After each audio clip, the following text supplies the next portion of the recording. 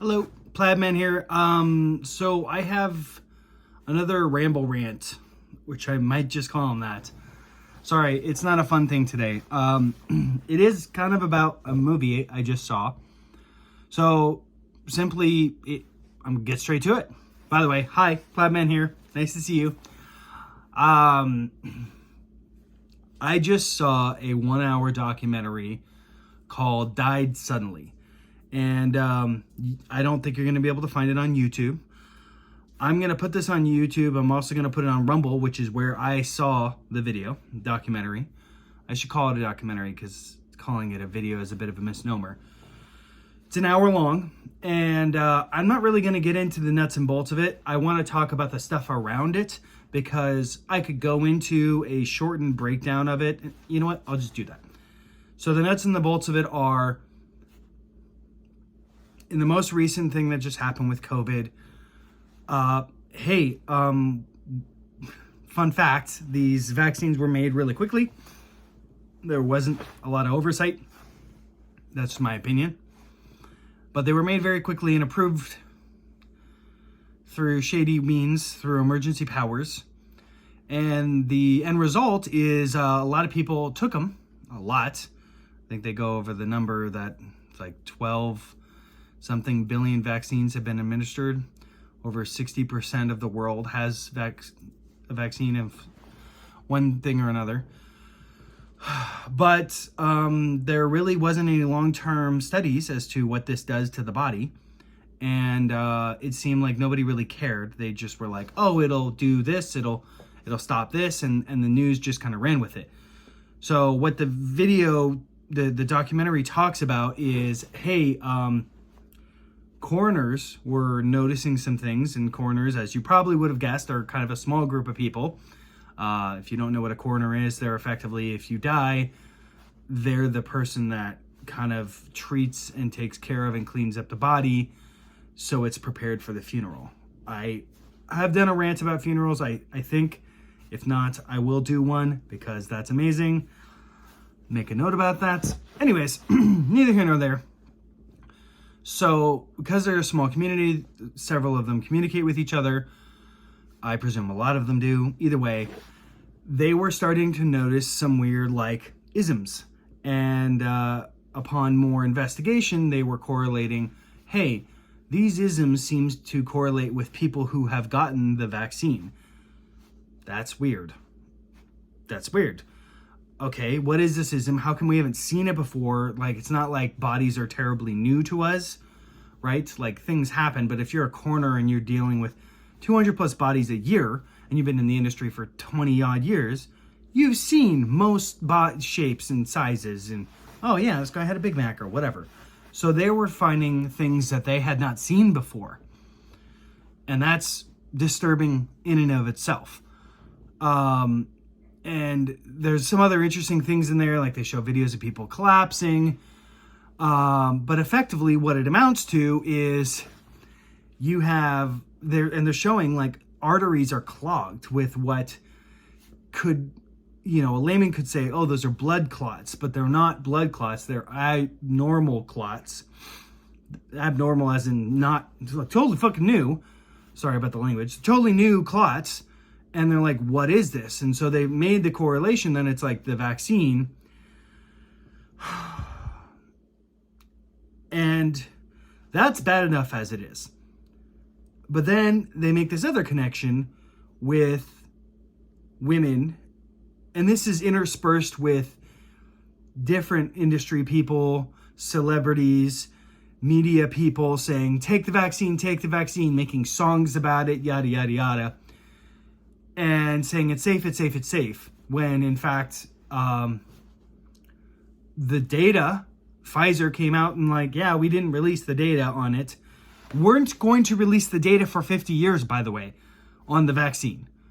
They weren't going to release the data. By the way, I have my ring. It's just in the bathroom. I totally forgot to put it on today. My lady already gave me a hard time about it. I am very much married. I love you, wife. You're amazing.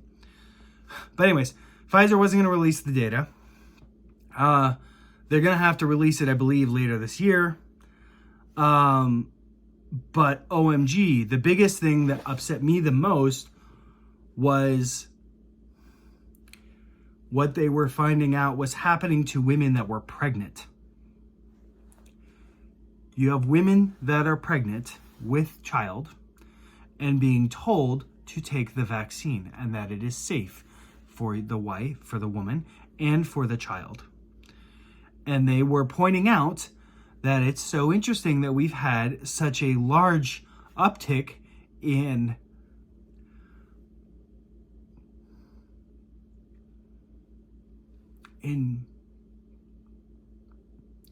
babies dying.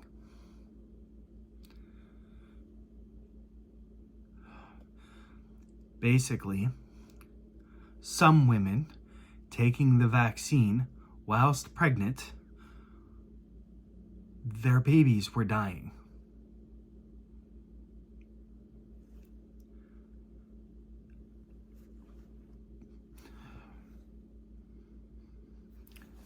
I just think it deserves a second because it's... And this is where I'm going to get annoyed. I'm past annoyed, frankly. I have several ideas on what can be done. Part of it is like, I don't really have the knowledge on how to do it. Part of it is I don't have the money to do it. Part of it is I'm kind of stuck in this situation of like, oh, I need to work a 9 to 5. And until I'm making a certain amount of money, and not a lot, by the way, my FP is really low. My wife, she works an amazing job, but our finances are separate. But I don't need a lot to survive. And I'm still kind of struggling, and that's my own fault. But the fact that someone knew in each one of these vaccine companies, whether it's Pfizer, Moderna, AstraZeneca, whatever, and in the government, somebody knew. Like, it's easy to point the finger at Fauci. I am sure he knew, because if you don't know how shady and messed up that guy is, just look up Fauci and dogs, or Fauci and beagles, beagle experiments. Look it up. Maybe don't use Google, because I'm pretty sure Google's going to try and hide it. But use a different search engine like Brave. Try that one. Or DuckDuckGo, which is not very good, but try it. It's better than Google on some of these things. He's not a good guy at all. He hasn't been a good guy since, like, I don't know, when was it? The 60s, 70s, when the AIDS epidemic happened and he was in charge of that. Yeah, completely, drop the ball isn't the right word, but he's got tens of thousands of people with HIV's deaths on his hands from then. If you account from all the people who died of COVID, plus all the, I was just looking at a text, got work at 7, yay! Which means I have to get up at 5 so I can leave by 6 so I can arrive at 7. Really, I have to leave at like 5:45. Anyways, Fauci, he's got so much blood on his hands.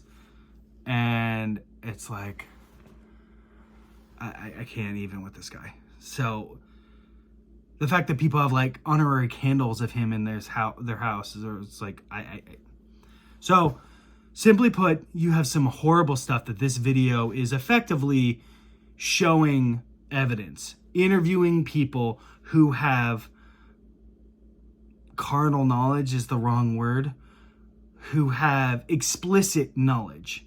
Now, it is fair to say that that is anecdotal evidence, right? But these are people who are pros in their field, who have nothing to benefit.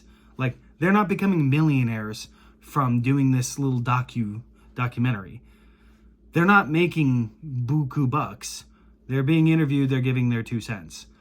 And they're saying that there's something wrong, that we were effectively lied to, and that this vaccine has killed and is continuing to kill lots and lots and lots of people. And this is where we get into put your tinfoil cap on conspiratorial things, because they make a couple references, not too subtle, about how since the 70s and probably before, there's been this idea that the population is going to get to this point, and then our consumption of goods is, this cross-reference. So population And then consumption of goods is gonna, I can't do it with both hands. Anyways, they're gonna reach this apex of like, oh shoot, we don't have enough resources. And so bam, society will collapse. For those of you who have ever read a horoscope, you probably have some reality with this concept of if you read the horoscope for yourself, and then you're like, oh, wait, that's like me. Or, oh, it says I'm going to have a good day. And then what do you end up having? A good day. It's called a postulate. It's called, not karma, but it's projection. Project what you want to have. So if you read good news, hey, this is going to happen, and you believe it, chances are it'll happen. Similarly, if you think you're sick and you say, I'm sick, I'm sick, I'm sick, then hey, lo and behold, you're sick, and that's what happens. You end up getting sick. Is it an exact science? No. But it happens, and it happens a lot, and it happens so much that we don't even, like, it's barely noticed, but it happens. So they're pushing this concept. There has been this concept pushed, let me put it that way, of, hey, I realize I'm like copying Tim Pool with my thing. I was outside and it was hot. And now I'm inside and it's hot. Anyways, there was this push of, hey, we're overpopulated. Fun fact, if you've ever been to New York or you know where New York is, New York, if you took the density of New York, you could fit the entire global population into the state of Texas. The entire global population, not the United States, not the East or the West Coast, the entire global population, all of China, all of India, can fit in Texas. So we don't have a land issue. We're not even remotely close to being overpopulated. That doesn't mean that we don't have problems with, recycling, actual proper recycling, not just like, oh, we're putting it in the blue can and then it just goes to the dump because it's a tuna can and they can't be bothered to clean it or burn it, so they just put it in the dump anyways, and it doesn't really matter if you recycle, which happens, by the way. Look it up. It's just like the amount of lying that we are just eating. And in California, you spend 10 cents a plastic bag because we need to stop. So going back to end off on this, I think everyone needs to come to terms with this fact. I brought it up before. I'm going to bring it up again. I'm going to bring it up again and again because it's imperative that people understand. The world is not a Disney movie, okay? Real villains exist. Real villains exist. They do. They just do. Look up Schwab. Look up Bill Gates and how he's, through health, he's planning on lowering the population by 20%. Now, I understand his logic behind that, but he has also said that he thinks the world is overpopulated and should be diminished. Anybody that tells you who thinks that they're saying it with some like gravitas and like, oh, anybody is like, oh, the world's overpopulated, they're an enemy to mankind. They're an enemy because the world is not overpopulated. All you have to do is drive out of any major city in the United States. Drive an hour outside of any major city and you'll be like, oh, overpopulated my tush. Like literally tons of space. So what do you mean by overpopulated? Because we're clearly not overpopulated. Why does it seem like there's a group of people that want the population of the world to be like 500 million? Why do you think they don't want you to use paper money anymore? Why do you think that they're totally fine with jacking up the prices of things and then collapsing them? Why do you think they shut down the world for 2 years and then forced you to take a vaccine? Pretty much forced you to take a vaccine. Hi, Perrin. He knows I'm being angry. Why? It's control. So you have, and I'll say it again, you have a small segment of the population. They are evil. There is nothing you can do for them. They're just up and up evil. Small percent. Let's call it 5%. Then you have another 20% of the people who are helping them. They're helping them. Some of them know, and they've been involved so long, they just know. Think of, I'm trying to think of, it's not Hoover. Oh, goodness gracious. Leonardo DiCaprio played him in a movie. Head of the CIA, can't remember his name, but his assistant. Like, look, that guy was a totally evil person in many, many different ways. Leo did a great job playing him, not as well as the reality, but still fine. But his assistant knew how evil he was and saw him do evil on a continuous basis. And they justified it because it doesn't matter how bad what I'm doing is, I'm doing it for good, right? It's this concept that end justifies the means. And it's like, sorry, it doesn't. If you want a credo to live by and to follow, ask people around you, hey, does the end justify the means? And they'll think about it. And if they say no, then correct them on it, because it never does. By that logic, it's like, oh, then if I told you, if I shot you in the head right now with the bullet and it saved 10 people, that would be okay, right? Because I'm saving 10 people. And they're like, what? No. It's like, oh, so wait, you're saying the end doesn't justify the means. Well, I mean, that's a ridiculous example, blah, blah, blah. But this is the logic that these people apply. Hold on. Okay, silly butt. Sorry, my dog doesn't like being feisty. I was given this shirt, by the way. It's kind of like the Final Supper or the poker thing, but it's all like serial killers. So instead of dogs, it's serial killers. I don't know. I thought it was cool. Gifted to me by my parent-in-laws. So, no, end's never going to justify the means. Matter of fact, another way of looking at it is do the thing that benefits the, and this is a little, I'm going to dumb it down for you people. Not because you're dumb, but if you're going to do something that benefits the most amount of people and hurts the least amount of people. The correct thing is benefits the most amount of people. So, and not even hurt at all. Just benefits the most amount of people. So if your action is going to benefit the most amount of people, that's a good thing. Not just you, yourself. There's you, your family, your groups, your immediate area, your state, your whatever, the world. Like, if you're doing something that benefits each one of those subsections, great, keep doing it. If you're not, then you're not. And I frankly think that lots of people are calling for, people are like, Tim Pool are like, oh, well, or hoping that, hey, the justice system will catch them. And I think we're beyond that point. I think you have people like the Clintons who still walk around despite all the stuff that they were part of, that we just haven't found the evidence. Probably because it was in the 10,000 emails that got deleted or whatever. I don't know. But suffice to say, criminals, true criminals, they don't care. They will do anything for power, for control, for money. And if you can't wrap around your head that there is a time, and that time, we're pretty much there, where it's like, look, you can't just work your job and live your life. You can't not pick a side anymore. And I don't like this concept of sides, but it's just getting to the point where you can't just allow people who are okay with pedophilia to operate in the same space as you.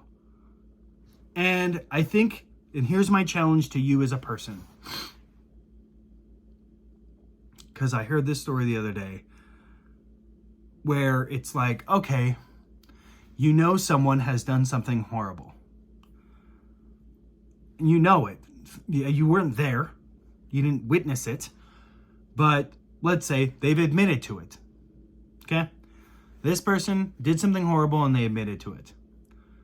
Now, in a sane society, the right thing to do is, in that situation, is to be like, okay, so are you going to repent? Are you going to make amends for what you did? Like, because you caused all this damage, are you going to fix and repair the damage?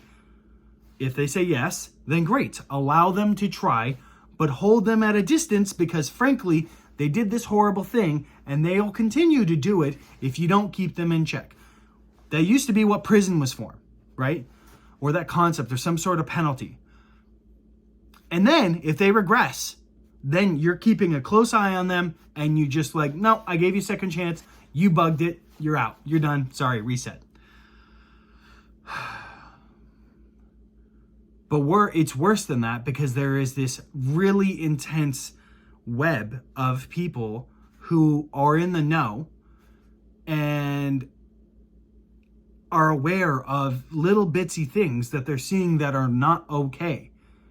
And either because they're bribed or they're afraid or whatever, and they're allowing it, and they think the problem is these people are probably looking at just their job, their little part of the puzzle. You know, in a 1,000,000-piece puzzle, they have one little piece that they're observing that is wrong, that is ethically, morally wrong. And they're like, well, I can't say or do anything.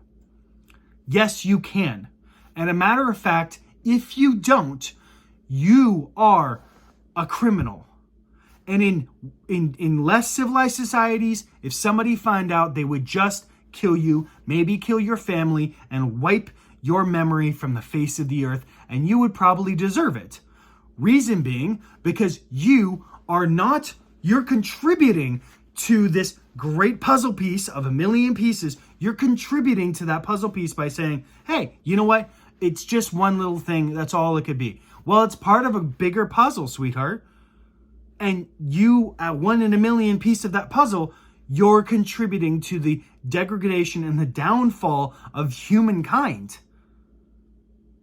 So whether it's a woman or a man, whether it's in the government or in the military or the CDC or just whatever, like, we all need to look at this and be like, no, this is not okay. This is not okay. And you know what? It can be small things, like seeing somebody steal a Snickers bar at the liquor mart. Like, you need to step up and do something. You need to say, hey, that's not yours. You need to pay for that.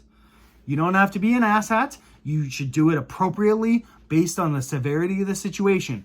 Or I'm sure you've all heard of or seen, or now you're just hearing, there are instances of women being abused verbally and physically in public, or on like a train station or in a train, and nobody's doing anything. I've even heard and seen the video rather of a woman who was raped in a train.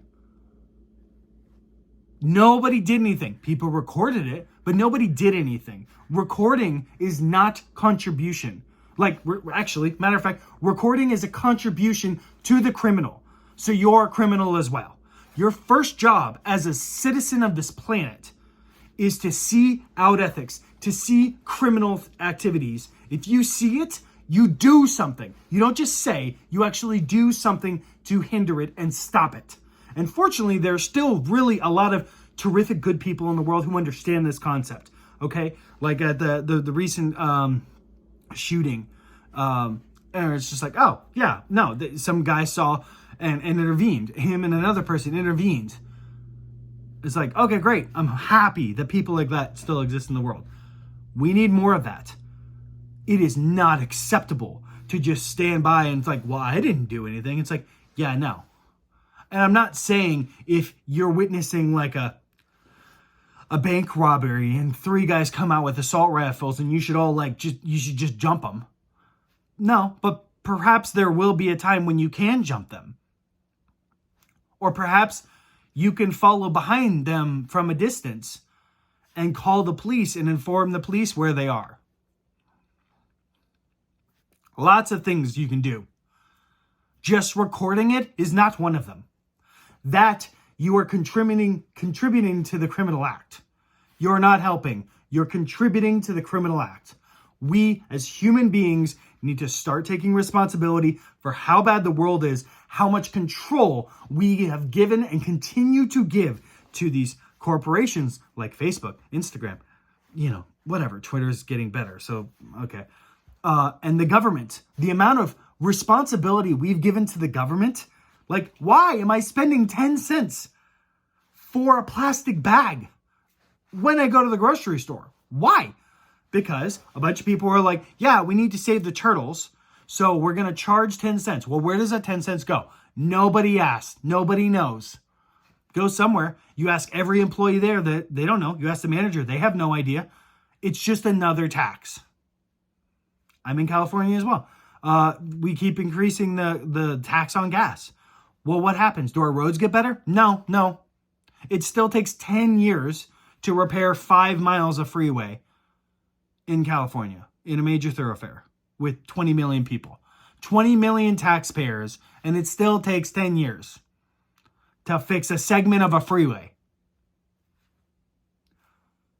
I'm sorry. All of you probably work somewhere and you're like, what? I'd get fired if I was that inefficient. Yeah, if you were given something and you're like, cool, it's going to take me 25 years to do this, you'd be fired. They'd hire someone else. So start acting like you are the boss, because you are. You're the boss of your life. You're the boss of all these other people. Government was supposed to just take a small segment of responsibility. If you don't know this, then read up on the Constitution of the United States. Read up on how originally the government of the United States was originally founded. What was life like then? Yeah, it was harder. People didn't have phones. Yeah, sure. But you know what was awesome is when you got paid money, you kept like all of it. Like 99% of it you kept. And fun fact, by the way, roads existed. So weird, right? Not great roads. They worked on building, improving them. But people were still able to do things. Leading to where we're at now. Anyways, I've ranted for long enough. I don't even know what to call this video. I think I'm just going to call it the tinfoil rant. So I love you all. Plaid Man out. You really need to watch that movie. I'm going to post it in the description of this video. I'm going to post it as the top comment. It's on Rumble. Check it out. If you don't get annoyed after watching this video or fired up after watching this and watching that other one, I'm sorry this is so long, then I don't know. Talk to somebody who does. Talk to somebody that does get annoyed and ask them, why are you annoyed about this? What's wrong with the world? And they will explain it to you, hopefully as nicely as they can, that like you need to wake up. Not saying all the world is bad, but like you need to wake up that there is bad in the world, that there are evil people in the world, that there is people and powers who are trying to make things worse. And the only way it stops is when each individual starts waking up and taking responsibility and taking control over the responsibility that they gave to all these other people. And so I challenge you, take more responsibility. Do it in small things. Like you don't become Arnold Schwarzenegger in a day. That guy had to work every day to do a little bit more. Another half a push-up, another half a push-up, until he could do 50. And then another, until he could do 100. Like, challenge you, take a little bit more responsibility every day. Try it. I think you'll enjoy it. Because as sucky as it can be, it's also freeing and amazing. Because it puts the power back in your hands. The control back in your hands. It's a lot of responsibility. But the more you take, and take as much as you can until you can take more. But if you want the world to be better, if you want your kids and your friends' kids to be in a better world, like truly a better world, where they don't have to work 40 hours a week at a job that they don't like. If you want them to be in a better world, then you need to start taking responsibility. And I'm sorry that this got all emotional. I love you all. Plaid Man out. Take care.